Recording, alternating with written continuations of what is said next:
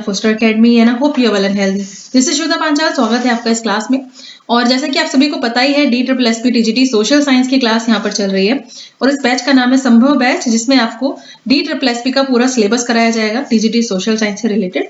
और सिविक्स की क्लासेस चल रही हैं, तो सिविक्स की क्लास नंबर 3 है ये, लोकतंत्र और विविधता आज का टॉपिक है।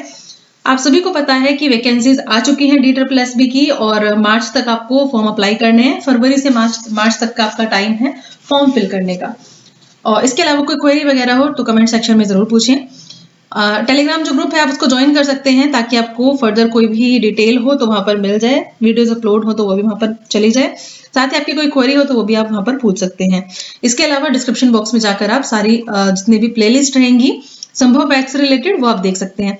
मेरी कोशिश ये रहेगी कि आपके लिए ज्यादा से ज्यादा जो मटेरियल है वो प्रोवाइड कराना और आपका जो सिलेबस है वो ठीक तरीके से कंप्लीट कराना। आई होप आप सभी को थोड़ी बहुत हेल्प आपसे इससे मिल जाएगी।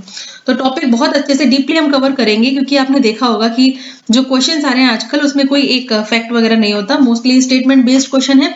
उसके लिए आपका जो अंडरस्टैंडिंग है चैप्टर को लेकर, कंटेंट को लेकर, वो होनी बहुत ज्यादा जरूरी है। तो उसी चीज के ऊपर हम काम करने की यहाँ पर कोशिश करेंगे।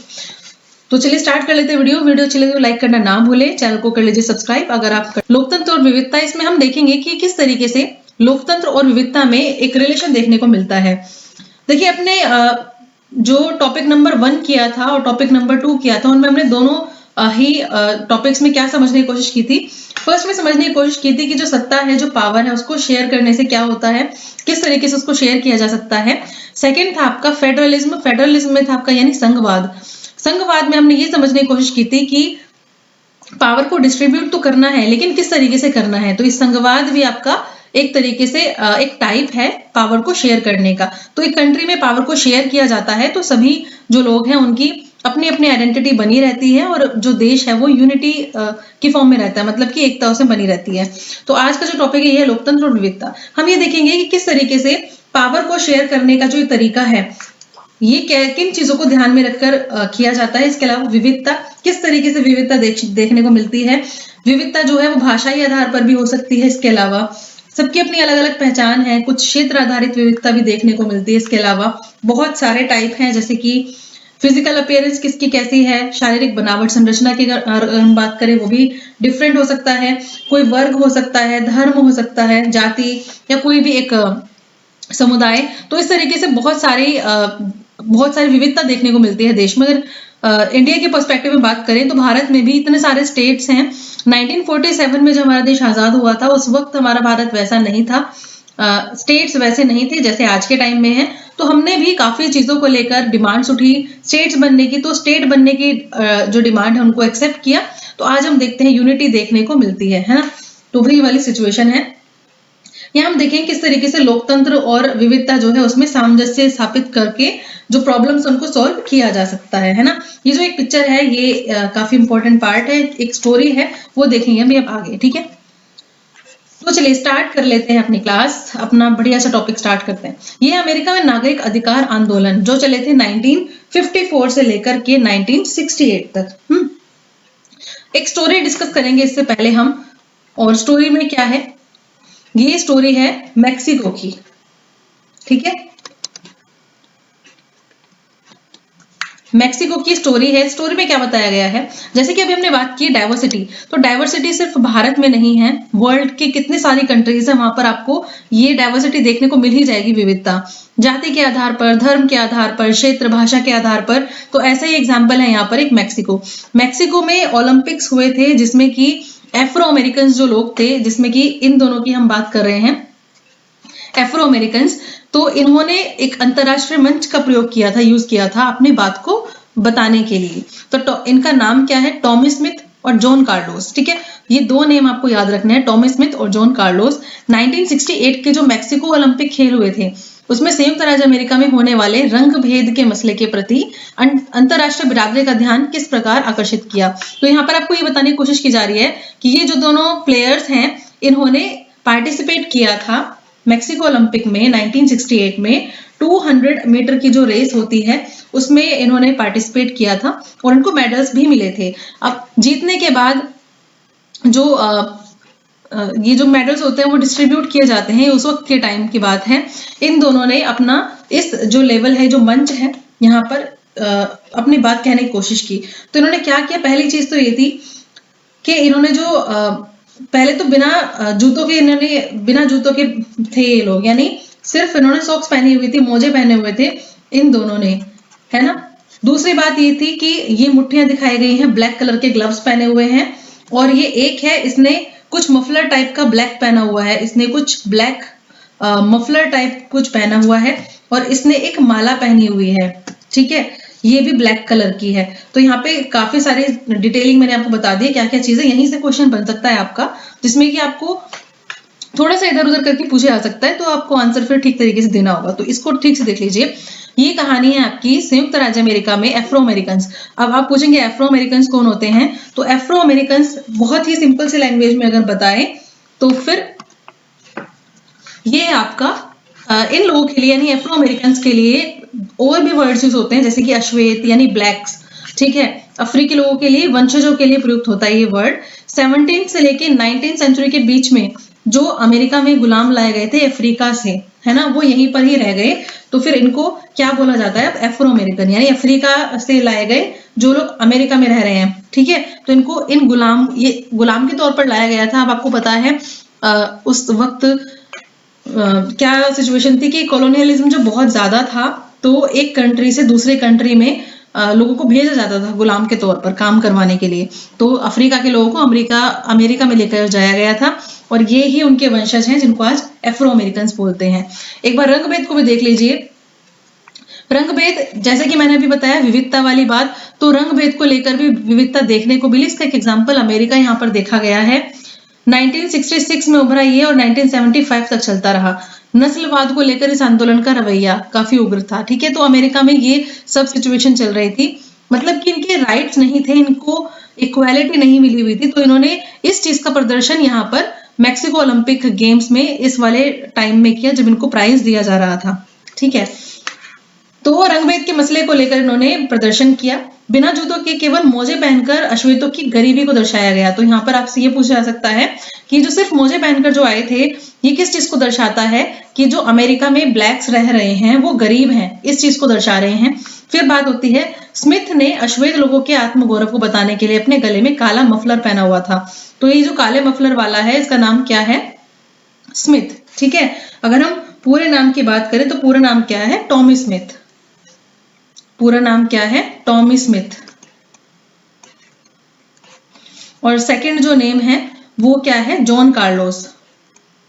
जॉन कार्लोस, ठीक है। ये दो नेम अभी देखिए आप, दोनों ही क्या है, ये एफ्रो अमेरिकन है, और एक का नाम है टॉमी स्मिथ जिसको गोल्ड मेडल मिला था, ये ध्यान रखना है, और जॉन कार्लोस ब्रॉन्ज मिला था, ठीक है, यानी कांस्य पदक और स्वर्ण पदक इन दोनों को मिला।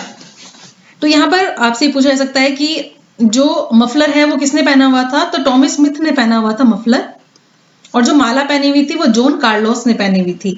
और इनका टोटल जो पूरा का पूरा पर्सपेक्टिव था वो यही था, ये शो करना कि अमेरिका में जो अश्वेत लोग हैं, जो ब्लैक्स हैं, उनकी स्थिति दयनीय है, सही नहीं है, गरीब है, और उनके साथ भेदभाव होता है रंग को लेकर, ठीक है, रंग भेद। तभी इन्होंने ब्लैक कलर का यहाँ पर यूज किया है। दूसरी एक चीज हो रहा है यहाँ पर, जो मनकों की माला है, ये क्या शो करती है, ये जो ब्लैक माला इसने पहनी हुई है जॉन कार्लोस ने, ये शो करती है कि किस तरीके से जो मारे गए लोग थे, अश्वेत लोग जो मारे गए थे, कहीं ना कहीं उनको उनके बारे में ये बात करता है, उनको उनके लिए उसने ये पहनी है, ठीक है। दूसरी बात है, कार्लोस ने मारे गए अश्वेत लोगों की याद में काले मनकों की एक माला पहनी थी। काले दस्ताने जो हैं और बंधी जो मुट्ठियां हैं वो किस चीज को बताती हैं, अश्वेत शक्ति को दर्शाया गया है उसके थ्रू। अब आता है ये थर्ड पर्सन कौन है, इसका नाम है पीटर नॉर्मन। क्या नाम है, पीटर नॉर्मन। और ये कौन सी कंट्री से है, ऑस्ट्रेलिया से है, यानी ऑस्ट्रेलियाई प्लेयर है। और इसने क्या पहना हुआ है, मानव अधिकार का बैच पहना हुआ है। क्या पहना हुआ है, मानव अधिकार का, यानी ह्यूमन राइट्स का। तो एक तरीके से ये इन दोनों को सपोर्ट कर रहा है, ठीक है। तो ये इन दोनों को, ये जो बैच है, ये इन दोनों को सपोर्ट कर रहा है कि ठीक है, मैं भी इसी चीज को शो कर रहा हूं। और देखिए इन्होंने गर्दन भी झुकाई हुई है ना। तो ये क्या कर रहा है, ये इन दोनों को एक तरीके से सपोर्ट कर रहा है कि हाँ, रंगभेद के मैं भी अगेंस्ट हूँ, तो ये सब चीजें हुई, सिचुएशन हुई, लेकिन उसके बाद क्या हुआ, यहाँ पर देखने को मिला कि अंतरराष्ट्रीय ओलंपिक संघ जो था, अंतरराष्ट्रीय ओलंपिक संघ, इसने पनिश किया था इन तीनों को ही।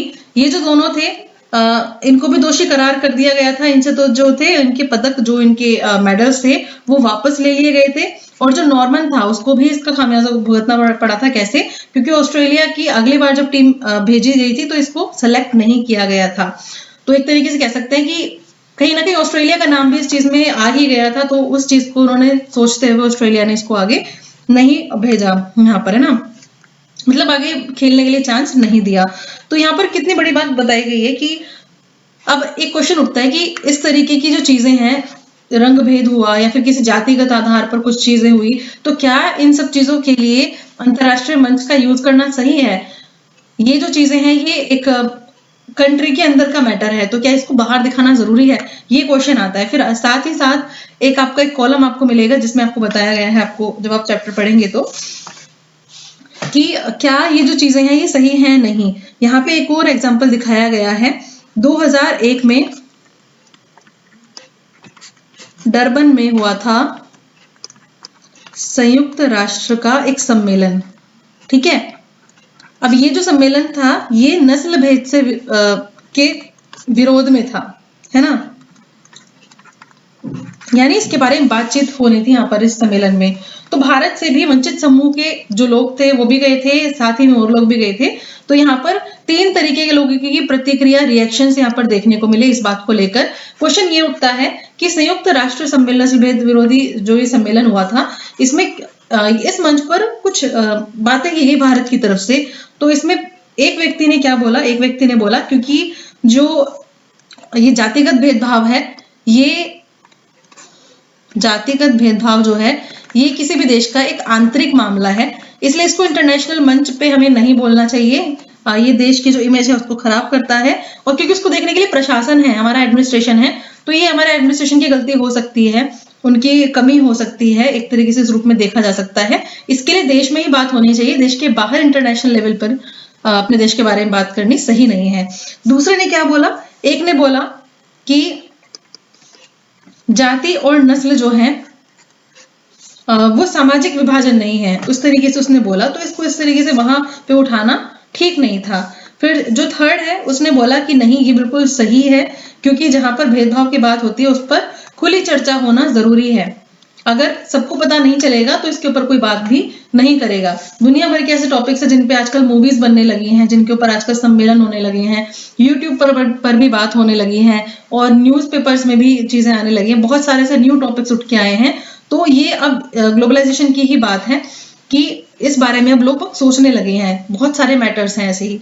तो ये चीज है कि भेदभाव को लेकर, विविधता को लेकर, देखिए विविधता जो है उसका मतलब सिंपल सा ये है कि अलग अलग तरीके के समूह हैं, अलग अलग जाति, धर्म, आधार, बहुत अलग आधार भी हो सकते हैं, सब लोग एक साथ रह रहे हैं। अब लोकतंत्र का क्या काम है यहाँ पर? लोकतंत्र का काम है कि जो ये विविधता है, जो ये डाइवर्सिटी है, इसको मेंटेन करना, है ना। अगर आप एक स्कूल में जाते हो पढ़ाने के लिए, आप टीचर बनते हो गवर्नमेंट स्कूल में, DSSB की तरफ से आप पढ़ाने जाते हो, आपकी क्लास है, आपके पास क्लास 10th है या 9th है, और वहां पर अलग अलग पृष्ठभूमि से बच्चे आए हैं, अलग अलग बैकग्राउंड से बच्चे हैं, अलग कास्ट, अलग धर्म, और कुछ का तो ऐसा भी हो सकता है जो दूसरे स्टेट के बच्चे हैं वहां पर, लेकिन वहां पर रहे हैं, लेकिन उनका जो मेन उनका कल्चर है वो दूसरे स्टेट से है। तो आप क्या करेंगे वहां पर? क्या आप उस डाइवर्सिटी को मेंटेन करेंगे या फिर उस डाइवर्सिटी में अपने अपने विचारों को उनके ऊपर थोप देंगे? तो वही वाली सिचुएशन होती है किसी कंट्री की, कि आपको लोकतंत्र की यही तो बात है कि सभी को सम्मान देना जरूरी है, सभी लोगों को। तो यहाँ पर हमने ये चीज पढ़ ली है सारी की क्या क्या चीजें थी। इनके नाम आपको अच्छे से पता होना चाहिए। नाम क्या क्या है इनका? टॉमस स्मिथ है, जॉन कार्लोस है, एफ्रो अमेरिकन हैं। अब देखते हैं हम आगे। अमेरिका में नागरिक अधिकार आंदोलन। यहाँ पर अमेरिका में आपको अभी जैसे हमने देखा कि नस्ल भेद के आधार पर, रंग भेद के आधार पर लोगों के साथ डिस्क्रिमिनेशन किया जाता था, तो उस वक्त इस चीज के लिए क्या कुछ हुआ अमेरिका में, या फिर इस तरीके से ही चलता रहा? तो यहाँ पर 1954 से लेकर 68 तक आंदोलन चला। अब देखते हैं। इसका उद्देश्य अफ्रो अमेरिकी लोगों के विरुद्ध होने वाले नस्ल आधारित भेदभाव को मिटाना था। क्या इस आंदोलन का उद्देश्य? ठीक है। और अगर आपसे नाम पूछ लिया जाए तो ये नाम आएगा मार्टिन लूथर किंग जूनियर की अगुवाई में लड़े गए इस आंदोलन का स्वरूप पूरी तरीके से अहिंसक था। ठीक है, ये हिंसक लिखा हुआ है, हिंसक नहीं था, ये अहिंसक था। यानी इन्होंने शांतिपूर्वक ढंग से इसको आंदोलन को चलाया था। नस्ल के आधार पर भेदभाव करने वाले कानूनों, और इसका मेन पर्पस क्या था कि हम लोग जो डेली लाइफ में भी फील करते हैं भेदभाव, ये भेदभाव नहीं होना चाहिए। ना तो हमारे साथ ऐसा व्यवहार होना चाहिए और ना ही डिस्क्रिमिनेटिव हमारे रूल्स होने चाहिए, है ना, जो कि हमें नुकसान पहुंचाए। यानी कानून जो है वो भी हमारे खिलाफ नहीं होना चाहिए। तो ऐसे रूल्स एंड रेगुलेशंस को समाप्त करना, खत्म करना ही इनका एक उद्देश्य था सबसे बड़ा। और ये ध्यान रखना है, मार्टिन लूथर किंग जूनियर द्वारा चलाया गया था और अहिंसक आंदोलन था, यानी शांतिपूर्वक चलाया गया एक आंदोलन था। उसके बाद ये सफल भी हुआ था आंदोलन, लेकिन इसके बाद फिर से आंदोलन चलाया गया। अब देखिए 1954 में ही वहां के सर्वोच्च न्यायालय ने अलग परंतु समान सिद्धांत को अस्वीकार कर दिया और नस्लीय भेदभाव के विरुद्ध मार्टिन लूथर किंग जूनियर के नेतृत्व में आंदोलन ये चलाया गया। नस्लीय भेदभाव के विरुद्ध मार्टिन लूथर किंग जूनियर के नेतृत्व में, ये दोबारा से लिखा गया, 1960 के दशक में कानून बनाकर इस भेदभाव को फिर खत्म भी कर दिया गया था। लेकिन ये जर्नी इतनी आसान नहीं थी, क्योंकि यहाँ पर एक और आंदोलन चला था जिसका नाम था अश्वेत शक्ति आंदोलन। क्या नाम था? अश्वेत शक्ति आंदोलन।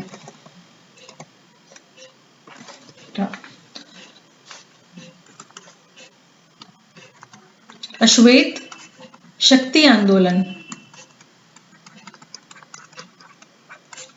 अब ये जो आंदोलन था अश्वेत शक्ति आंदोलन, ये कब से कब तक चला था? आपको डेट ईयर याद होना चाहिए। 1966 में उभरा था और 1975 तक ये चला था। ठीक है, और मेन इसका पर्पस क्या था? वही था जो नस्लवाद था उसको लेकर आंदोलन करना था। लेकिन फर्क क्या था इसमें? ये वाला जो आंदोलन था ये हिंसक आंदोलन था, यानी उग्र आंदोलन था। पहले वाले आंदोलन की जो हमने बात की है, सिविल राइट्स मूवमेंट जो हमने बात की है, अमेरिका के नागरिक अधिकार आंदोलन, ये क्या थे?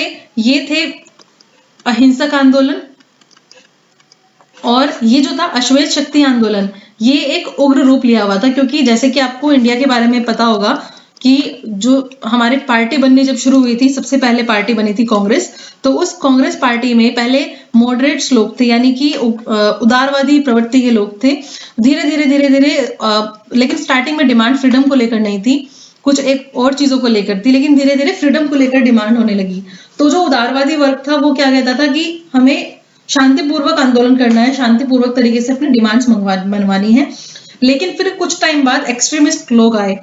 तो एक्सट्रीमिस्ट का क्या काम था? उन्होंने कहा कि इस तरीके से हमारे जो डिमांड्स है मानी नहीं जाएंगी, हमें फ्रीडम नहीं मिल सकती, तो हमें हिंसक आंदोलन ही करना पड़ेगा। ठीक है, तो कुछ ऐसी सिचुएशन यहाँ भी देखने को मिली। ये आंदोलन थोड़ा उग्र था, इससे ज्यादा उग्र था। इन्होंने बोला कि अगर हमें नस्ल भेद मिटाना है तो हिंसा का सहारा तो हमें लेना ही पड़ेगा। ठीक है, अश्वेत लोगों पर बहुत तरीके के प्रतिबंध लगाए हुए थे और जगह जगह पर बोर्ड्स लगाए हुए थे। ठीक है, उनको इंसल्टिव तरीके की कुछ ना कुछ स्टेटमेंट्स लिखी होती थी, अलग तरीके के उनके मतलब पब्लिक प्लेसेस भी अलग अलग बना दिए गए थे। 1980 के दशक में अमेरिका में लगभग 33% काले लोग, 20% हिस्पानी और 12% श्वेत गरीब एवं बेघर थे। 1950 के दशक में नागरिक अधिकारों के लिए शक्तिशाली फिर आंदोलन ये देखने को मिला था। चलिए आगे बात कर लेते हैं। नस्ल भेद। किसी देश अथवा समाज में नस्ल के आधार पर कुछ लोगों को हीन समझना कि ये जो नस्ल है ये तो है ही बेकार। ठीक है, ये वाली, इसका एक एग्जांपल आप हिटलर से ले सकते हैं। हिटलर ने क्या किया था? हिटलर ने स्टार्टिंग में तो कुछ भी नहीं था वो, लेकिन क्योंकि जर्मनी की जो हालत थी वो वर्ल्ड वॉर की वजह से काफी खराब थी, तो लोगों ने उस पर ट्रस्ट कर लिया कि कुछ होगा, अच्छा ही होगा देश के लिए। तो उस वक्त उसने सभी लोगों का सहारा लिया, लेकिन जैसे ही पूरी सत्ता, पूरी पावर उसके कंट्रोल में आ गई, तो उसने भी वहां पर नस्ल भेद शुरू कर दिया था कि जो यहूदी हैं उनको हटाना है या फिर कंसंट्रेशन कैंप्स बनाने हैं। तो ये सब चीजें करके उसने क्या किया था? नस्ल भेद को ही बढ़ावा दिया था। रंग के आधार पर भेदभाव करना, इसमें जर्मनी वाले में तो ये भी शामिल था। रंग के आधार पर कुछ उसने हुलिया बता दिया था कि इस तरीके के लोग ऐसे होते हैं, जो लोग ऐसे दिखते हैं वो वैसे होते हैं। तो ये होता है नस्ल भेद पर स्टीरियोटाइपिंग कर देना। कि भाई स्टीरियोटाइपिंग का मतलब है कि अपने दिमाग में किसी चीज को लेके पहले ही एक राय बना लेना।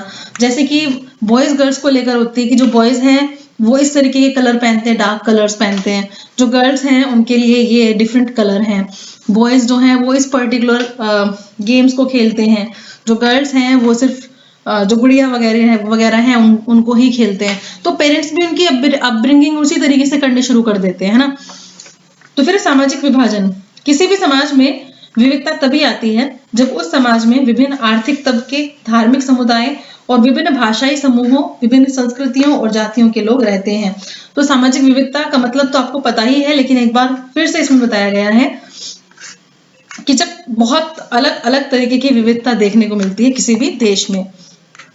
चलिए अब आगे बात करते हैं हम समानताएं, असमानताएं और विभाजन। समानताएं, असमानताएं और विभाजन। तो इसमें आपको बताया गया है कि कोई देश है वहां पर, जैसे कि अभी हमने बात की अमेरिका की बात की कि अमेरिका में किस तरीके से भेदभाव वाली सिचुएशन देखने को मिली। तो इस भेदभाव के कारण क्या होता है, इस भेदभाव के कारण बंटवारा देखने को मिलता है किसी भी देश में, है ना। क्या देखने को मिलता है, बंटवारा देखने को मिलता है। नस्ल हो गया, रंग हो गया, इस आधार पर बंटवारा देखने को मिलता है। बहुत अलग अलग आधार भी होते हैं। इसके अलावा हमने ये जो पावर शेयरिंग करा था, इसमें भी काफी चीजें देखी थी। इस पावर शेयरिंग वाले चैप्टर में भी हमने देखा था कि बेल्जियम जो है और श्रीलंका जो है, इन दोनों ही कंट्री में देखने को मिला था, भेदभाव वाली सिचुएशन देखने को मिली थी। तो यहाँ पर लोकतंत्र से कनेक्ट अगर हम करेंगे तो देख पाएंगे कि किस तरीके से लोकतांत्रिक, दोनों ही डेमोक्रेटिक कंट्री थी, लेकिन इनका प्रॉब्लम को सोल्व करने का तरीका जो था वो बिल्कुल अलग था। और यहाँ पर भी विभाजन की अगर हम बात करें तो यहाँ पे बेल्जियम जो है, यहाँ पर हमने क्षेत्रीय विभाजन देखा, ठीक है। अलग अलग इलाकों में अलग अलग तरीके के लोग रह रहे हैं क्षेत्र में। तो यहाँ पर मेनली जो था भाषा, कह सकते हैं कि भाषा का मेन फैक्टर था बेल्जियम में, कि अलग अलग भाषा बोलने वाले लोग थे, है ना। फ्लेमिश में अलग भाषा बोली जा रही है, वेलोनिया में अलग भाषा बोली जा रही है। दूसरी अगर सिचुएशन हम देखें तो श्रीलंका के बारे में बात करेंगे, तो यहाँ श्रीलंका में दोनों ही तरीके की सिचुएशन देखने को मिली, भाषा और क्षेत्र, दोनों ही आधारों पर बहुत ही ज्यादा, कह सकते हैं, विभिन्नता देखने को मिली। यहाँ पर सिंगली भाषा को लेकर, अगर आपको याद हो तो सिंगली भाषा को लेकर, इसके अलावा तमिल भाषा को लेकर काफी बवाल हुआ था। सिंगली भाषा को जब ऑफिशियल लैंग्वेज घोषित कर दिया गया था और एक क्षेत्र भी दे दिया गया था कि ये वाला जो पर्टिकुलर एरिया है आप इसी एरिया में रहेंगे, है ना। तमिल्स जो है, श्रीलंकाई तमिल्स की यहाँ पर बात हो रही है। तो हमने यहाँ पर देखा कि किस तरीके से समानताएं और असमानताएं, विभाजन एक कंट्री में आपको देखने को मिलता है। कुछ लोग हैं जो इक्वालिटी होती है उनमें, मतलब कि एक जैसा उनका इंटरेस्ट होता है। फिर कुछ ऐसे लोग भी हैं, जब हम बात करें विविधता की, तो बहुत अलग अलग तरीके के लोग हैं। तो इससे विभाजन जो है वो बहुत ही ज्यादा आगे बढ़ जाता है। सामाजिक विभाजन हम देखें किसी भी समाज में, सामाजिक विविधता क्या होती है। सामाजिक मतलब सोशल, यानी सोशल डाइवर्सिटी। किसी भी समाज में विविधता तभी आती है जब उस समाज में विभिन्न आर्थिक तबके, धार्मिक समुदाय, हमने देख लिया है, लोग रहते हैं। भारत भी एक ऐसे देश है जहां पर विविधताएं बहुत ज्यादा देखने को मिलती हैं। हमारे देश में भी दुनिया के लगभग सभी धर्म के अनुयायी रहते हैं, भाषाएं जिनकी अलग अलग हैं, खान पान भी अलग अलग है। इसके अलावा हमारी ड्रेसेस अलग अलग एरिया में अलग अलग संस्कृति भी आपको देखने को मिलती है। थोड़ी थोड़ी दूरी पर आपको जाकर देखेंगे, यूपी का कल्चर अलग चला जाएगा, राजस्थान, गुजरात में आप अलग कल्चर देखेंगे, साउथ में आएंगे तो अलग कल्चर है, मंदिर जो है उनकी संरचना अलग है, नॉर्थ इंडिया के मंदिर अलग हैं, साउथ के अलग हैं, है ना। तो बहुत ज्यादा डाइवर्सिटी है। और जब तक कोई इंसान दूसरे इंसान की या दूसरे धर्म की, दूसरी समुदाय की डाइवर्सिटी का सम्मान नहीं करेगा, तब तक जो है देश तरक्की नहीं कर पाएगा। सामाजिक भेदभाव की उत्पत्ति के प्रमुख कारण अगर हम देखें तो क्या है, यानी कि ओरिजिन्स ऑफ सोशल डिफरेंसेस। अगर हम इसके ओरिजिन्स की बात करें तो इसके ओरिजिन्स में सबसे पहले हम क्या देखते हैं कि डाइवर्सिटी तो बहुत देखी है अलग अलग जगहों पर, लेकिन हमारा जन्म लेना, हम डिसाइड नहीं करते कि हम कौन से धर्म में जन्म ले रहे हैं, कौन सी कास्ट में जा रहे हैं, किस कंट्री में जा रहे हैं, हमें ये भी तुम थोड़ा ना पता होता है कहाँ पे जन्म हो रहा है। तो जन्म के आधार पर हम सिर्फ इस आधार पर उस समुदाय के सदस्य हो जाते हैं जिसमें हमारा जन्म हुआ है, ठीक है। तो जन्म के आधार पर भेदभाव देखने को मिलता है कि कोई इंसान किसी पर्टिकुलर धर्म में जन्म लिया है तो उसको उसी तरीके से देखा जाता है।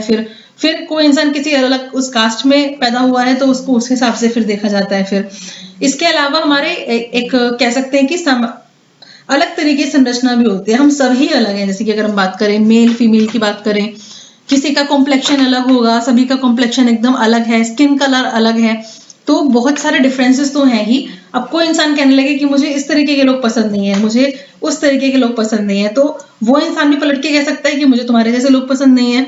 तो इस तरीके से क्या होगा कि लोग जो है एक दूसरे को बस शक की निगाहों से देखते रहेंगे और भेदभाव जो है वो भी खत्म ही नहीं होगा। तो पहली बात तो ये होगी कि जन्म के आधार पर जब भेदभाव किया जाता है लोगों के साथ। दूसरी बात ये आती है कि सिर्फ जन्म ही वो आधार नहीं है कि जिस पर भेदभाव देखने को मिला है, सिर्फ जन्म वो आधार नहीं है, इसके अलावा पसंद या फिर चुनाव पर भी पर ये आधारित है। यहाँ से आपको क्वेश्चन पूछा जा सकता है कि भेदभाव की उत्पत्ति की अगर हम आधार की या कारण की बात करें तो इनमें से कौन सा उसका एक प्रकार नहीं है। या फिर स्टेटमेंट ऐसे दी जा सकती है कि क्या सिर्फ जन्म पर आधारित भेदभाव ही होता है। तो आपको ध्यान रखना है कि जन्म के आधार पर ही सिर्फ भेदभाव नहीं होता, पसंद या चुनाव। जैसे कि लोग जो हैं वो किसी पर्टिकुलर धर्म में पैदा हुए, लेकिन उनको इंटरेस्ट नहीं था उस धर्म में, उन्होंने दूसरा धर्म अपना परिवर्तित कर लिया, तो ये उनकी चॉइस थी, उनकी पसंद थी, है ना। या फिर कोई इंसान किसी व्यवसाय को, किसी खेल को, या फिर कल्चरल एक्टिविटीज या फिर कोई भी चीज होती है उसमें इसका इंटरेस्ट हो सकता है किसी भी व्यक्ति का, तो हम ये कह सकते हैं कि उनका जो सामाजिक समूह है वो इस तरीके से हो जाता है, अलग हो जाता है बिल्कुल। तो सामाजिक समूह जो है उनमें भी विभिन्नता देखने को मिलती है, लेकिन इसमें क्या होता है, इसमें अपनी पसंद के हिसाब से हम उसको डिसाइड करते हैं ना। इसमें है जन्म के आधार पर और फिर ये है पसंद के आधार पर, है ना, कि हम पैदा तो दूसरे धर्म में हुए लेकिन चेंज हो गया दूसरा धर्म। दूसरा है यहाँ पर और भी डिफरेंसेस आपको देखने को मिलते हैं सामाजिक विभाजन में।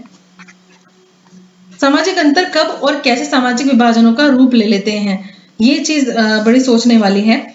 अब यहाँ पर एक चीज है कि हर तरीके का जो सामाजिक विभाजन है वो सामाजिक विभिन्नता है, यानी अगर किसी देश में विविधता देखने को मिलती है, यानी अलग अलग तरीके के लोग देखने को मिलते हैं, तो जरूरी नहीं है कि वहां पर विभाजन होगा ही होगा।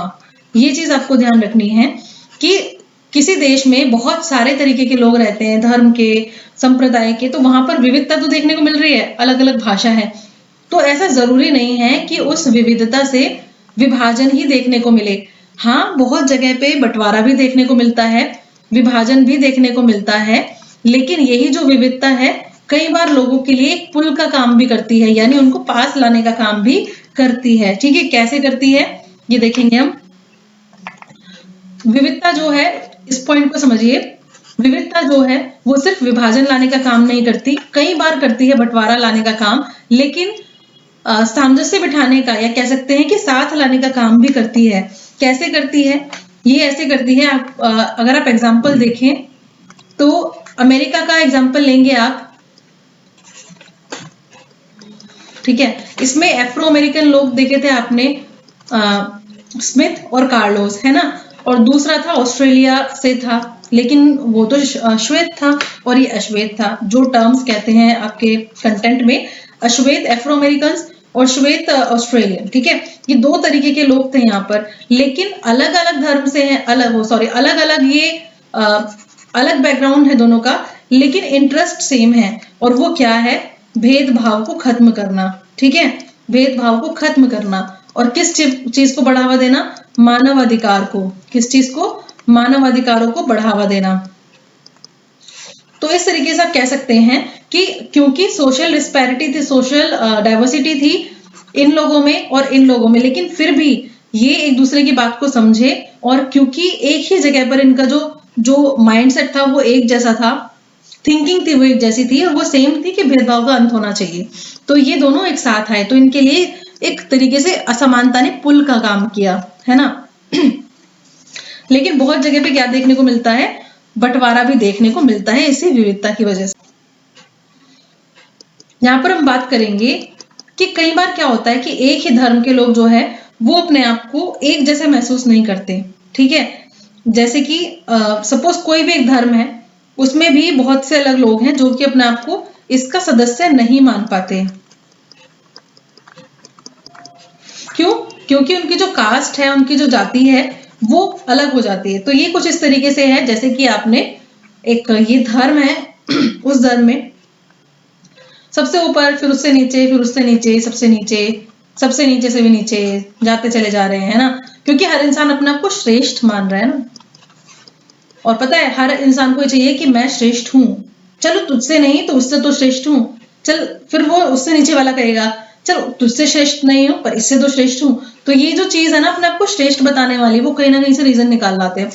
तो इस तरीके से जो विविधता है वो बढ़ती चली जाती है लोगों के बीच में। तो एक ही धर्म के लोग हैं, मैं तो यहाँ पर अभी बता रही थी कि एक ही धर्म के लोग हैं लेकिन वो एक दूसरे से दूर मानते हैं खुद को। क्यों? क्योंकि कहीं ना कहीं धर्म में भी बहुत सारी जातियां होती हैं, बहुत सारे संप्रदाय होते हैं, तो बहुत डिफरेंसेस आ जाते हैं। लेकिन क्या होता है कि कई बार कुछ ऐसा होता है कि जो जाति है वो सेम होती है लेकिन संप्रदाय अलग होता है, यानी धर्म अलग अलग होता है। जाति सेम है लेकिन जो धर्म है वो अलग है। ऐसे लोग अपने आप को फिर भी कैसा महसूस करते हैं, बहुत पास महसूस करते हैं, यानी कि एक दूसरे से काफी क्लोज उनको लगता है क्योंकि उनकी सिचुएशन कहीं ना कहीं सेम होती है। जैसे कि आप कहेंगे कि पर्टिकुलर धर्म में, चाहे दुनिया के कितने भी धर्म है, वहां पर कुछ लोग अपने आप को श्रेष्ठ बताते हैं, सर्वश्रेष्ठ है हम, फिर कहते हैं कि नहीं वो हमसे श्रेष्ठ, ये कम श्रेष्ठ है, ये उनसे भी कम श्रेष्ठ है, ये श्रेष्ठ ही नहीं है और ये इंसान ही नहीं है। तो इस तरीके से लोगों ने श्रेणी बनाई हुई है कि ये धर्म के अंदर चीजों को, लेकिन धर्म बहुत अलग मैटर है। लेकिन यहाँ पर ये टर्म यूज हुई है तो इस वजह से मैं इसको बता रही हूँ कि एक ही धर्म में अलग अलग जाति के लोग होते हैं, तो इस वजह से क्या हो जाती है, उनमें दूरी आ जाती है। लेकिन क्या होता है कि क्योंकि जाति कहीं ना कहीं सेम जैसी हो जाती है, चाहे उनका धर्म अलग क्यों ना हो, लेकिन वो अपने आप को थोड़ा सा पास महसूस करते हैं। सेम जाति होने के बावजूद वो अपने आप को थोड़ा पास महसूस करते हैं। ये सिचुएशन हो गई। दूसरी बात आती है कि ये सिर्फ यहाँ पर नहीं, परिवार में भी देखने को मिलता है। ठीक है, क्या देखने को मिलता है फैमिलीज में कि कुछ बच्चे होते हैं अमीर होते हैं, कुछ क्या होते हैं, कुछ गरीब होते हैं, तो रिलेटिव्स भी होते हैं उनके। तो क्या है, ये अमीर और गरीब के बीच में जो अंतर है ये बहुत ज्यादा बढ़ जाता है। इसकी वजह से भी बहुत भेदभाव देखने को मिलता है। आपने सोसाइटी में देखा होगा कि जो अमीर है वो हमेशा किसी भी धर्म से हो, किसी भी कास्ट से हो, उसको कभी कोई फर्क नहीं पड़ता। आपने अक्सर सुना होगा कि जो अमीर है उनकी कोई जाति नहीं होती और वो हमेशा मजे में रहते हैं, चाहे कोई पॉलिसी आ रही है, चाहे कुछ हो रहा है, कुछ भी नहीं हो रहा है, उन पे, उस तबके पे कोई असर नहीं पड़ता, चाहे कोई भी धर्म का हो। लेकिन अमीर जो है वो अमीर है, गरीब जो है वो गरीब है, कि चाहे वो किसी भी धर्म और किसी भी जाति का हो। तो ये जो अंतर है ये उनकी सोच में अंतर आ जाता है, तो उस वजह से फिर भेदभाव देखने को मिलता है। अमीर आदमी क्या कहता है कि इससे क्या बात करनी गरीब से, मैं तो अमीर से ही बात करूंगा। तो वो क्या होता है, कहीं ना कहीं भेदभाव वाली जो भावना है उसको बढ़ाता है। तो इस तरीके से हम लोग जो है वो कहीं ना कहीं बहुत सारी पहचान लिए हुए हैं। एक ही व्यक्ति की बहुत सारी पहचान होती है बहुत सारी चीजों को लेकर। नेक्स्ट हम बढ़ते हैं आगे, क्रॉस कटिंग डिफरेंसेस। तो यहाँ पर अगर हम बात करें तो भी हमने देखा कि किस तरीके से, क्योंकि समाज जो है वो बहुत सारे कह सकते हैं धर्म भाषा के आधार पर बटा हुआ है, तो अमीर गरीब के आधार पर बटा हुआ है। जैसे अमेरिका का आप एग्जांपल ले सकते हैं, यहाँ पर श्वेत और अश्वेत को लेकर काफी चीजें थी। तो यहाँ पे क्या बताया गया है, इसके अंतर्गत सामाजिक विविधताओं में एकता दिखाई देती है। इसमें लोग यह महसूस करने लगते हैं कि वे विभिन्न समुदायों से संबंध रखते हैं। इससे गहरी सामाजिक विभाजन की संभावना घट जाती है। जैसे कि अमेरिका में श्वेत और अश्वेत के बीच में अंतर देखने को मिला था, हालांकि बाद में तो रूल्स वगैरह बनाकर उसको नॉर्मल कर दिया गया था, है ना। तो सामंजस्य भी होता है। और टकराव कैसे होता है, इसके अंतर्गत सामाजिक विभिन्नताओं से टकराव उत्पन्न होता है। इसमें कई समूह एक मुद्दे पर समान नजरिया रखते हैं तो दूसरे मुद्दे पर अलग तरीके से उसको देखते हैं। इसमें सामाजिक विभाजन की संभावना जो है वो बढ़ जाती है। जैसे कि नीदरलैंड में हुआ था वर्ग धर्म के आधार पर, ठीक है, वहां पे कुछ भी चीजें मेल नहीं खाई। यहाँ पर क्या है कि ठीक है एक जैसा धर्म है, सब कुछ चीजें हैं, बस ये है कि कुछ चीजों में अंतर है, ठीक है, कुछ चीजों में अंतर है, तो उसको क्या किया जा सकता है, उसको हटाया जा सकता है, ठीक है। लेकिन यहाँ पे क्या है, यहाँ पूरे तरीके से टकराव वाले में क्या है, स्ट्रक्चर ही पूरा का पूरा चेंज है। जैसे कि अगर हम बात करें टकराव वाले की, अगर हम बात करें तो इसमें क्या चीज देखने को मिली है, सोशल जो असमानताएं हैं, या कह सकते हैं कि सामाजिक जो असमानताएं हैं वो बहुत अलग अलग जो ग्रुप्स हैं उनमें ऐसे बहुत ज्यादा ऐसे हो जाती हैं कि फिर वो डिफरेंट ही हो जाता है मामला बिल्कुल। इसका एग्जांपल हम देख सकते हैं यहाँ पर उत्तरी आयरलैंड से रिलेटेड और नीदरलैंड से रिलेटेड। यहाँ पर दो सिचुएशन देखते हैं। अभी दोनों ही क्या है, इनमें क्या सिमिलैरिटी है कि दोनों ही क्रिश्चियनिटी को मानने वाले लोग हैं, ठीक है, क्रिश्चियंस है यहाँ पर बहुल, कह सकते हैं कि क्रिश्चियन बहुल देश है या क्रिश्चियन मेजोरिटी वाला ये देश है। लेकिन यहाँ के जो लोग हैं ये दो पार्ट में बटे हुए हैं। एक तो है आपका प्रोटेस्टेंट धर्म और दूसरा है आपका कैथोलिक धर्म, ठीक है, प्रोटेस्टेंट और कैथोलिक में। तो हालांकि है तो ईसाई ही, है तो क्रिश्चियन ही, लेकिन प्रोटेस्टेंट और कैथोलिक में बटे हुए हैं, है ना। उत्तरी आयरलैंड की अगर हम बात करें इसकी, ठीक है, नॉर्दर्न आयरलैंड की, तो इसमें समानता देखने को मिलती है, या आपका क्वेश्चन आपसे पूछा जा सकता है उत्तरी आयरलैंड से रिलेटेड। तो आपको पता होना चाहिए उत्तरी आयरलैंड में समानता किस चीज को देखने को मिलती है, वर्ग और धर्म के बीच में। किसमें? वर्ग और धर्म के बीच में समानता देखने को मिली है, क्योंकि वहां का जो कैथोलिक समुदाय है, कौन सा? कैथोलिक जो समुदाय है वो कैसा है? वहां पे गरीब है, ठीक है। उत्तरी आयरलैंड में वर्ग और धर्म जो है उसमें समानता देखने को मिलती है। कैथोलिक धर्म को मानने वाले लोग हैं और ये लोग काफी गरीब हैं, ठीक है। कैथोलिक समुदाय के लोग गरीब हैं और उनके साथ काफी भेदभाव होता चला आया है। अगर हम बात करें नीदरलैंड की, तो नीदरलैंड्स की क्या बात है, यहाँ पर भी जो धर्म है उसमें ऐसी सिचुएशन देखने को नहीं मिल रही है जैसे यहाँ पर उत्तरी आयरलैंड में देखने को मिल रही है। यहाँ पे वर्ग और जो धर्म है, वर्ग और धर्म है वो इस तरीके से नहीं है जैसे कि उत्तरी आयरलैंड में है। यहाँ पे जो है, यहाँ पे गरीब और अमीर, ठीक है, यहाँ का जो अमीर है और यहाँ का जो गरीब है वो या तो प्रोटेस्टेंट हो सकता है या फिर कैथोलिक हो सकता है, कोई भी एक हो सकता है ना। यहाँ पे ऐसा नहीं है कि जैसे कि उत्तरी आयरलैंड में है कि यहाँ पे समानता वर्ग और धर्म में ये है कि कैथोलिक धर्म को मानने वाले जो लोग हैं वो गरीब ही हैं, लेकिन नीदरलैंड में ऐसा नहीं है। वहां पे जो गरीब है वो प्रोटेस्टेंट धर्म का को मानने वाला भी हो सकता है या फिर कैथोलिक को मानने वाला भी हो सकता है। वहां का जो अमीर है वो भी इन दोनों में से कोई एक हो सकता है। तो यहाँ पे एक चीज आपने देखी हो कि गरीब किसको बोला गया है? कैथोलिक धर्म वालों को। तो इस तरीके की जो बनावट होती है वो काफी ज्यादा कॉम्प्लिकेटेड हो जाती है। और इन जो दोनों ये जो दोनों क्या कहते हैं, प्रोटेस्टेंट और कैथोलिक, इन दोनों के बीच में काफी ज्यादा कह सकते हैं कि टकराव देखने को मिलता था। अगर हम बात करें उत्तरी आयरलैंड की, ठीक है, तो यहाँ पे बहुत हालत खराब कर दी थी लोगों ने, बहुत ज्यादा मारकाट चल रही थी, लेकिन ये कंडीशन नीदरलैंड में नहीं थी। तो ये वहाँ की जो गवर्नमेंट है एक तरीके से उसको भी श्रेय जाना चाहिए इस चीज का कि किस तरीके से उन्होंने प्रॉब्लम को सॉल्व करने की कोशिश की। तो अगर आपसे पूछा जाए कि उत्तरी आयरलैंड के अमीर लोग जो हैं, उत्तरी आयरलैंड के अमीर लोग जो हैं वो प्रोटेस्टेंट धर्म के हैं, तो आप इस स्टेटमेंट को क्या कहेंगे? सही बोलेंगे या गलत बोलेंगे? ये मुझे बताएंगे आप कमेंट सेक्शन में, ठीक है।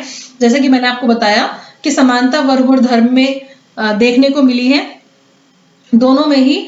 तो यहाँ पर कैथोलिक धर्म को मानने वाले जो लोग हैं उनको गरीब बोला गया है। तो इस हिसाब से, स्टेटमेंट के हिसाब से आप बता सकते हैं कि उत्तरी आयरलैंड में अमीर जो है वो कौन से वाले धर्म से रिलेट करते हैं, प्रोटेस्टेंट या फिर कैथोलिक। समझ गए ना? तो इस तरीके से आपको क्वेश्चंस फॉर्म कैसे भी आ जाए होके, आपको बस आपका कॉन्सेप्ट क्लियर होना चाहिए। नीदरलैंड में एक क्वेश्चन ये भी आ जाता है कि विविधता के आधार पर कौन से देश में विखंडन देखने को मिला, तो उत्तरी आयरलैंड आंसर जाएगा, जबकि नीदरलैंड नहीं जाएगा, क्योंकि नीदरलैंड में वो सिचुएशन नहीं थी जो कि उत्तरी आयरलैंड में थी। ठीक है, तो आई होप आप इस चीज को समझ गए। मैंने आपको काफी डीपली इस चीज को समझाने की कोशिश की है। नेक्स्ट हम बात करेंगे, क्योंकि जब सामाजिक विभाजन की अगर हम बात करें तो बहुत ज्यादा ऐसा हो जाता है कि वो उनमें अंदर तक वो चीज चली जाती है, तो आगे फिर उस चीज को फिर संभाल पाना मुश्किल हो जाता है ना। जब कोई इंसान एक तरीके से कह सकते हैं हम उसको समझा रहे हैं कि ये चीज देखो सही है, लेकिन वो उस चीज को, गलत चीज को भी अपने दिमाग में बैठा के बैठी है कि यही सही है, तो एक तरीके से उसके ब्लड में वो चीज चली गई है कि अब वो निकल ही नहीं सकती है ना। तो इसी वजह से फिर सिचुएशन चेंज होगी, ये विखंडन देखने को मिलेगा ही। नेक्स्ट हम आगे बात करेंगे कि भारत से रिलेट करके और बेल्जियम से रिलेट करके देखेंगे कि चाहे कोई कंट्री बड़ी कंट्री हो जैसे कि भारत, या फिर कोई छोटी कंट्री हो जैसे कि बेल्जियम। पावर शेयरिंग में हमने बेल्जियम की बात की थी, है ना, आपको याद होगा। तो जैसे भारत और बेल्जियम की हमने बात करी, एक छोटा देश है और एक बड़ा देश है, लेकिन वहां पे भी अलग अलग समुदाय के लोग हमें देखने को मिले। भारत में भी अलग अलग तरीके के लोग हैं, भाषाएं हैं, बहुत ज्यादा डाइवर्सिटी है। बेल्जियम में भी सिचुएशन देखने को मिली भाषा के आधार पर, लेकिन वहां का रवैया अलग है। भारत और बेल्जियम का जो तरीका था प्रॉब्लम को सॉल्व करने का वो बिल्कुल अलग ही रहा है। ठीक है, यहाँ पर एक बात देखते हैं हम, प्रवासी, अस्थायी तौर पर आर्थिक अवसरों के लिए दूसरे देशों या नगरों में जाकर बसने वाले लोग। ठीक है, तो प्रवासी शब्द अगर आपसे पूछ लिया जाए इसका मतलब क्या है, तो ये परमानेंट नहीं रहते हैं, ठीक है, टेम्पररी रहने जाते हैं। आर्थिक अवसरों के लिए दूसरे देश में चले गए और वहां पे जाके काम करना है, जॉब करनी है ना। समरूप समाज की अगर हम बात करें तो इस समरूप समाज को और क्या वर्ड यूज किया जा सकता है, होमोजीनियस, ठीक है।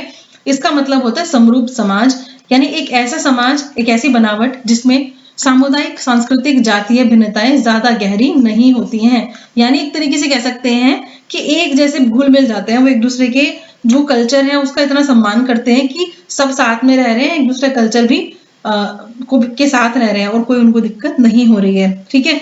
तो ये जो आपसे क्वेश्चन पूछा जा सकता है कि इस तरीके की बनावट आपको कहाँ देखने को मिलती है, तो ये देखने को मिलती है आपको जर्मनी और स्वीडन जैसी कंट्री में, ठीक है, जर्मनी और स्वीडन जैसी कंट्री में।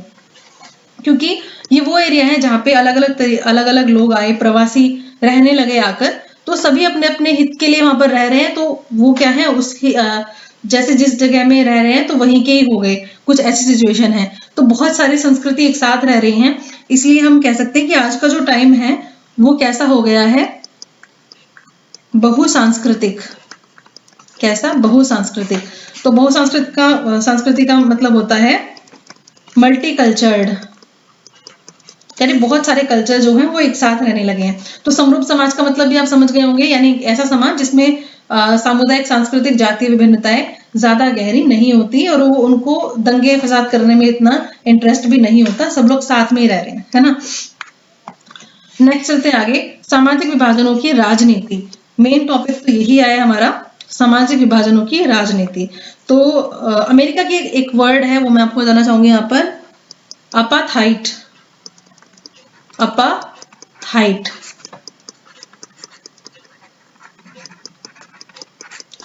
ठीक है। इसका मतलब क्या है, ये साउथ अमेरिका की एक गवर्नमेंट पॉलिसी थी, साउथ अमेरिका की एक गवर्नमेंट पॉलिसी, इसको एक पॉलिसी थी जिसमें क्या कहा गया था कि जो ब्लैक्स और व्हाइट्स हैं उनको अलग अलग रखा जाएगा, है ना। उनके लिए अलग अलग सिचुएशन वो थी, मतलब कि पॉलिसी बनाई गई थी उनके लिए। तो एक तरीके से इसको कह सकते हैं कि रंग भेद की एक पॉलिसी थी, रंग भेद की एक नीति थी, ठीक है, रंग भेद की ये एक नीति थी, अपार्थाइड। चलिए आगे बढ़ते हैं, सामाजिक विभाजनों की राजनीति। तो सामाजिक विभाजनों की राजनीति में हम किस चीज के बारे में बात करने वाले हैं कि लोकतंत्र में विभिन्न राजनीतिक पार्टियों के बीच में प्रतिद्वंदिता का माहौल बना रहता है। जैसे कि आप सभी को पता ही है कि जब पॉलिटिकल पार्टीज जगह जगह घूमती है इलेक्शंस के टाइम पे, तो सबका एक ही रहता है कि हम हर एक वर्ग को, हर किसी की जरूरतों का ध्यान रखेंगे और सभी के लिए काम करेंगे। तो ये कहीं ना कहीं रिलेट करता है कि जो सामाजिक विभाजन है क्या वो पॉलिटिकल पार्टीज के साथ मिलकर कुछ प्रभाव डालता है। तो सामाजिक विभाजन की वजह से बहुत सारी पॉलिटिकल पार्टीज भी फॉर्म हुई हैं। इसके अलावा कह सकते हैं कि बहुत सारे लोग हैं जो सोशली डिप्रेस्ड या डिप्राइव्ड कह सकते हैं, और उनकी प्रॉब्लम्स को सॉल्व करने के लिए पार्टीज क्या बोलते हैं कि हम आपकी समस्याओं को सुलझाएंगे, उस पर काम करेंगे, आपकी डिमांड्स को मानेंगे। तो कहीं ना कहीं राजनीति में ये मैटर अपने आप ही आ ही जाता है ना। और कहते तो है कि जातीय राजनीति या फिर सामाजिक विभाजनों की राजनीति भी हर जगह देखने को मिलती है। प्रतिद्वंदिता समाज को विभाजित करती है और उन्हें राजनीतिक विभाजनों में बदल देती है, जो अंततः संघर्ष, हिंसा या किसी देश के विघटन की ओर ले जाती है। जैसे किसी कोई पॉलिटिकल पार्टी है, वो क्या कह रहे हैं, पर्टिकुलर धर्म से रिलेटेड जो है उसको प्रमोट करेंगे, या फिर कोई एक पर्टिकुलर कास्ट हो जाए, समुदाय हो जाए, उनके लोगों के लिए काम करेंगे, ऐसा हो जाए। तो क्या होता है कि लोगों का उन उधर से लोगों का सपोर्ट मिलने लगता है, तो कहीं ना कहीं वोट बैंक की भी बात यहाँ पर आ जाती है ना।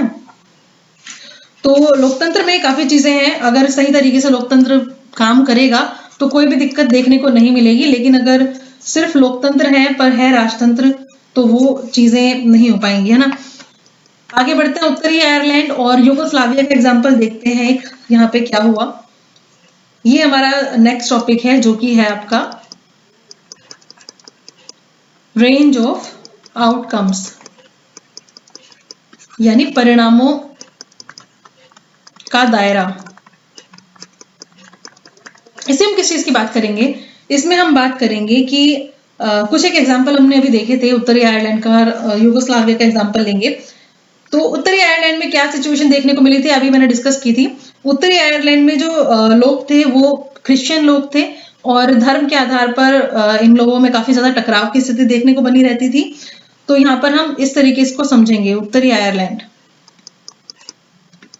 ठीक है, पहला यहाँ पर हम बात करेंगे 53% जो लोग हैं यहाँ पर लोग थे वो प्रोटेस्टेंट धर्म को मानने वाले थे और उत्तरी आयरलैंड में, और 44% जो लोग थे वो रोमन कैथोलिक धर्म को मानने वाले थे।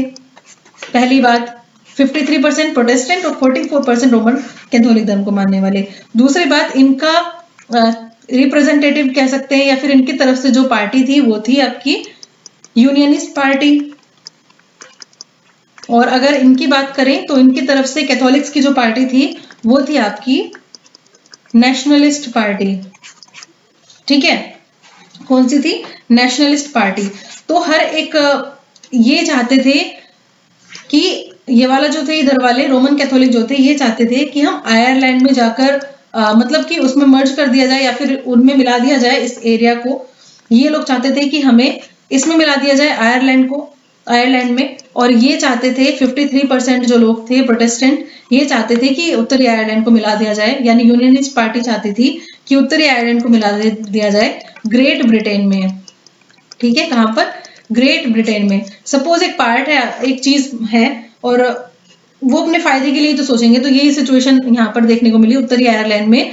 जो प्रोटेस्टेंट लोग थे 53% वो चाहते थे कि हमें ग्रेट ब्रिटेन की तरफ उनका झुकाव था, क्योंकि ग्रेट ब्रिटेन का और उनका जो धर्म है प्रोटेस्टेंट वो सेम था। और जो रोमन कैथोलिक धर्म को मानने वाले लोग थे और नेशनलिस्ट पार्टी जिसकी अगुवाई कर रही थी, ये लोग चाहते थे कि क्योंकि आयरलैंड का जो धर्म था वो कैथोलिक धर्म था, तो ये लोग चाहते थे कि इसको उत्तरी आयरलैंड को जो है आयरलैंड में मर्ज कर दिया जाए, उसमें मिला दिया जाए। तो इस तरीके से दोनों ही जो वर्ग हैं दोनों में ही काफी ज्यादा झगड़े देखने को मिलते थे, बहुत ही ज्यादा। तो इस सिचुएशन को सॉल्व करने के लिए आगे काम किया गया इसके ऊपर। और फाइनली 1998 में, जो आपको याद रखना है, 1998 में यूनियनिस्ट पार्टी जो थी और नेशनलिस्ट पार्टी जो थी, इनके बीच में एग्रीमेंट हुआ, यानी कि समझौता हुआ, तब जाके जो प्रॉब्लम है सॉल्व की गई। और शांति, एक तरीके से इसको हम शांति समझौता कह सकते हैं।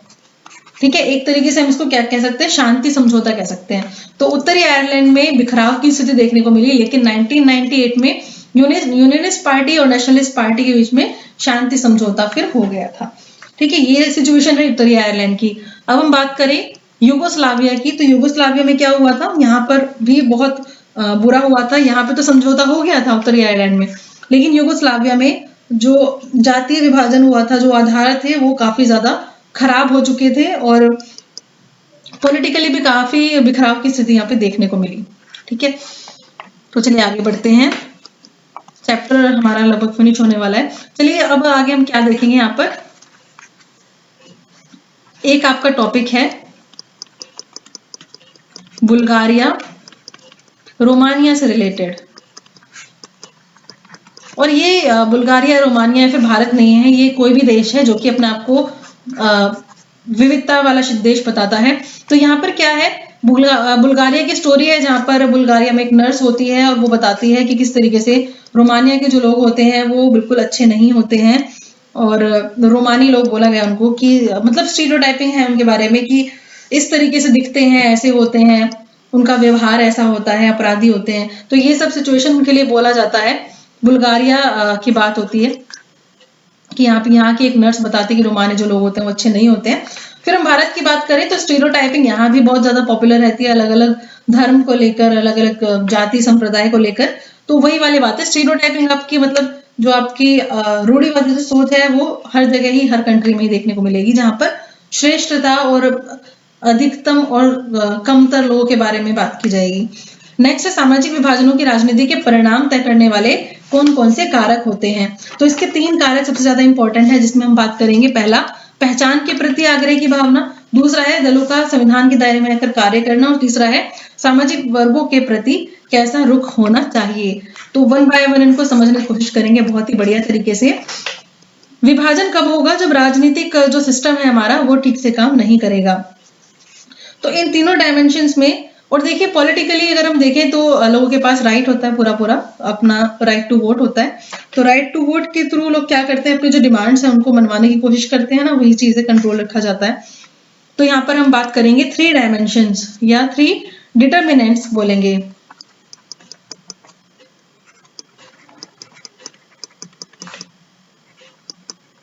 राइटिंग थोड़ी सी ऐसी आ गई, ठीक है, यानी 3 आयाम। तो इसमें हम सबसे पहले बहुत ही इजी तरीके से आप इसको याद रख पाएंगे।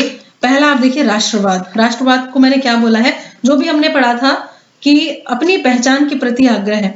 पहचान का मतलब यहाँ पर क्या है, हर इंसान अपने आप को किसी अपने धर्म से या फिर अपने कास्ट से ही पहचान बनाने की कोशिश करता है, लेकिन अगर ये पहचान आपके राष्ट्रवाद बन जाए तो फिर जो टकराव है उसको कम किया जा सकता है ना। अगर सभी लोग एक कास्ट का ना सोचकर अपने स्टेट को, अपने स्टेट को भी नहीं, अपने देश को ध्यान में रखेंगे। बेसिकली यहाँ पर राष्ट्रवाद देश के लिए ही यूज किया गया है, और राष्ट्रवाद का मतलब ही होता है देश के लिए। जब आपकी जो पेट्रियोटिक आप कह सकते हैं ना, पेट्रियोटिज्म जिसको बोलते हैं, ये भावना, देश के लिए कुछ करने की भावना, जैसे कि आप क्या स्वतंत्रता के टाइम पे या फिर 26 जनवरी आने वाली है, उसमें इतने सारे गीत सुनेंगे, सॉन्ग सुनेंगे ऐसे राष्ट्र को समर्पित जो सॉन्ग है, तो काफी अंदर से आपको फील होता है कि मुझे भी देश के लिए कुछ करना चाहिए।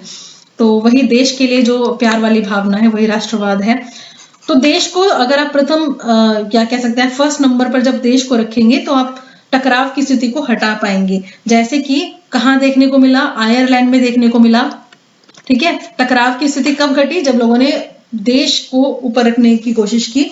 इसके अलावा बेल्जियम जो है, ये भी इसका एक एग्जाम्पल है। बेल्जियम में लोगों ने खुद को क्या समझा था, बेल्जियंस समझा था, यानी अपने आप को बेल्जियाई समझा था। जब भी तो वो प्रॉब्लम को सॉल्व कर पाए, और कैसे सॉल्व कर पाए, यहाँ पर इक्वल पार्टिसिपेशन दिया था, सेंटर में बात करें, और इसके अलावा अगर हम स्टेट में कैपिटल में बात करें तो यहाँ पर दोनों में ही जो पर्टिकुलर आपकी भाषाएं थी, है ना, डच भाषा थी और आपकी फ्रेंच भाषी लोग थे, इनको लेकर तो यहाँ पर टकराव था। तो इन दोनों ही तरीके के जो लोग थे उनको सेंटर में और कैपिटल में इक्वल पार्टिसिपेशन मिला था। इसके अलावा कम्युनिटी गवर्नमेंट भी बनाई गई थी। तो इस तरीके से कह सकते हैं कि बेल्जियम ने भी अपनी वहां के लोगों ने अपने आप को एक पर्टिकुलर भाषा का ना समझ के पर्टिकुलर देश का समझा, तो बेल्जियाई भावना थी उनमें, यानी बेल्जियन वाली भावना थी। जैसे कि आयरलैंड के जो लोग हैं उनको आयरिश बोलेंगे, ठीक है, इंडिया के जो लोग हैं उनको इंडियंस बोला जाता है। तो इस तरीके से इनमें राष्ट्रवाद की जो भावना है, अगर उसको पहले नंबर पे रखेंगे तो इन सब चीजों से हटा जा सकता है। जैसे भारत के लिए भारतीय शब्द बोला जाता है कि मैं भारतीय हूँ। आपने एक मूवी देखी होगी, चक दे इंडिया मूवी, उसमें जब वो गर्ल्स आती हैं अकेडमी में तो वो सबका इंट्रोडक्शन लेता है, पूछता है आप कहाँ से हैं, तो सबके सभी बोलते हैं मैं मणिपुर से हूँ, मैं यूपी से हूँ, मैं इस पर्टिकुलर स्टेट से हूँ, दिल्ली से हूँ, लेकिन एक नहीं बोला होता है सिर्फ कि इंडिया से हूँ, भारत से हूँ। तो यही वाली बात है, भारत वाली भावना। दूसरी अगर हम बात करें, दूसरी फैक्टर क्या आ जाता है यहाँ पर, डिमांड। इसको कुछ ऐसे समझिए, डिमांड का मतलब मैंने आपसे क्या बोला है कि हर कंट्री में पॉलिटिकल पार्टीज हैं ही, है ना, लेकिन सिचुएशन जो है वो तो हैंडल बाद में होगी, पहले तो डिमांड आएंगी, लोगों की प्रॉब्लम्स आएंगी। जैसे कि अगर हम बात करें श्रीलंका की, तो श्रीलंका में प्रॉब्लम क्या आई थी, बहुसंख्यक और अल्पसंख्यकवाद को लेकर, भाषा को लेकर। भाषा क्या थी आपकी, सिंगली भाषा को लेकर प्रॉब्लम थी, और तमिल जो भाषा थी उसको लेकर प्रॉब्लम थी। तो यहाँ पर डिमांड आई लोगों की, लेकिन सरकार ने सिंगली लोगों के बारे में ही ज्यादा सोचा, बहुसंख्यक जो थे उनके बारे में ही ज्यादा सोचा। तो सरकार ने डिमांड को एक तरीके से नकार दिया, इन लोगों की जो डिमांड थी उसको नकारा गया, यानी एक तरीके से कह दिया गया कि कोई मैटर ही नहीं करती डिमांड तुम्हारी। तो फिर क्या हुआ, आगे बढ़ के ये जो सिचुएशन है ये और ज्यादा कह सकते हैं कि कॉन्फ्लिक्ट का कारण बनी। सेम सिचुएशन यूगोस्लाविया में भी देखने को मिली। कहाँ पे, यूगोस्लाविया में। ये सब चीजें आपको आगे क्वेश्चन सॉल्व करने में बहुत ज्यादा हेल्प करने वाले, अगर आप ध्यान से सुनेंगे तो। श्रीलंका में डिवीजन देखने को मिला, यूगोस्लाविया में डिवीजन देखने को मिला। अब आपकी थर्ड चीज क्या आती है, थर्ड आती है आप उस चीज को हैंडल कैसे करेंगे, ठीक है, आपको कोई कंडीशन मिली है तो आप हैंडल कैसे करेंगे। तो ये तीसरी बात है आपका सरकार का रुख, सरकार का रुख, ठीक है। तो सरकार के रुख में आपको बात करनी है कि आपके पास डिमांड आई लोगों की कि हमें ये चीज पसंद नहीं आ रही है। सपोज हमारे देश में कोई एक कानून बना, उस कानून को लोगों ने मना किया कि हमें पसंद नहीं है, तो लोगों ने गवर्नमेंट से डिमांड की कि इस कानून को हटा दिया जाए। तो अगर गवर्नमेंट उस कानून को हटा देगी तो फिर कॉन्फ्लिक्ट आगे नहीं बढ़ेगा। ऐसे ही डिमांड आई, अब उसको सरकार कैसे हैंडल करती है, सरकार कैसे संभालती है उस चीज को। तो वही सिचुएशन है। अब सत्ता की साझेदारी चैप्टर में हमने पावर शेयरिंग में यही तो समझने की कोशिश की थी कि डेमोक्रेटिक गवर्नमेंट में अलग अलग कंट्री किस तरीके से अपनी जो कंट्री की प्रॉब्लम्स उनको सॉल्व करती है।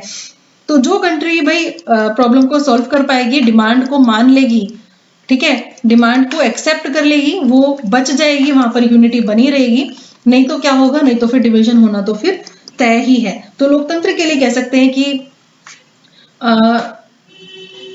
जो विविधता है वो एक तरीके से, या फिर कह सकते हैं सामाजिक विविधता जो है वो राजनीति की एक, कह सकते हैं कि सोच को बताती है, मतलब देश की एक सोच को बताती है, उसकी एक अभिव्यक्ति की, उसकी एक बात करती है, एक सामान्य सी बात है। और स्वस्थ राजनीति जो है, स्वस्थ राजनीति का एक लक्षण भी है ये, ठीक है, ये आपको याद होनी चाहिए लाइंस, एग्जाम के पॉइंट ऑफ व्यू से ये बातें आपको याद होनी चाहिए, ठीक है ना। स्वस्थ राजनीति का लक्षण है ये एक तरीके से। जैसे कुछ लोग बोलते हैं कि जो विभिन्नताएं हैं, जो डाइवर्सिटी है, वो खतरा ही होती हैं, हमेशा ही प्रॉब्लम्स नहीं होती हैं, वो एक स्वस्थ राजनीति का एक लक्षण के रूप में अभी आप देख सकते हो। क्योंकि विविधता होगी तो लोग डिमांड करेंगे, उसके बाद फिर लोकतांत्रिक देश है और उसको मान लिया जाएगा। तो एक तरीके से मतलब सब कुछ सही चल रहा है, अगर कोई अगेंस्ट ही नहीं आ रहा है इसका मतलब कुछ गड़बड़ है ना। फिर हम बात करेंगे यहाँ पर इस तरीके की जो डिमांड्स आती है उससे जो लोकतंत्र है उसकी स्थिति भी मजबूत होती है, ये भी आप कह सकते हैं। और जो इलेक्शंस है हमारे यहाँ,